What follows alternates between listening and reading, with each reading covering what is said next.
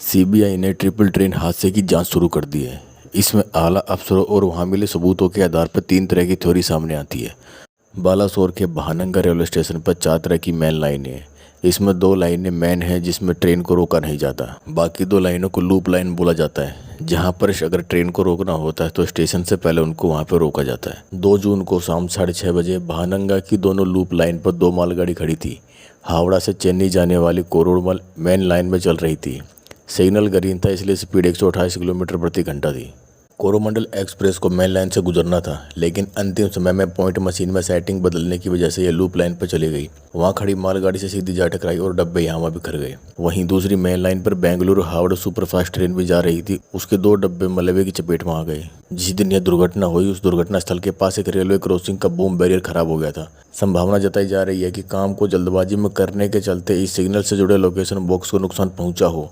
इसकी वजह से इलेक्ट्रॉनिक इंटरलॉकिंग सिस्टम खराब हो गया था, यानी इंटरलॉकिंग सिस्टम ने कोरोमंडल एक्सप्रेस को मिसगाइड किया। इसकी वजह से कोरोमंडल एक्सप्रेस को मेन लाइन से जाना था, जबकि वह ऐन वक्त पर लूप लाइन पर चली गई और 128 किलोमीटर प्रति घंटे की रफ्तार से मालगाड़ी के डब्बों से टकरा गई। इस थ्योरी में साफ तौर पर रेलवे कर्मचारियों की लापरवाही सामने आती है। रेल मंत्री अश्विनी कुमार ने अपने एक बयान में कहा कि शुरुआती जांच में इलेक्ट्रॉनिक इंटरलॉकिंग में बदलाव के लिए जिम्मेदार लोगों की पहचान कर ली गई है। सीबीआई जल्द उन्हें गिरफ्तार करेगी। वहीं दूसरी थ्योरी में जानबूझकर साजिश के तहत इंटरलॉकिंग सिस्टम में छेड़छाड़ की संभावना सामने आ रही है। इसमें पूर्व रेल मंत्री दिनेश तिवारी ने एक इंटरव्यू में कहा कि जहां तक उनको इंटरलॉकिंग सिस्टम के बारे में कुछ इनपुट और समझ है, तो उनको लगता है कि यह गंभीर छेड़छाड़ है, जिससे कोरोमंडल एक्सप्रेस अपने मेन ट्रैक से भटक गई। उन्होंने कहा कि सिग्नल का ग्रीन होना और इंटरलॉकिंग सिस्टम का खराब होना असंभव है।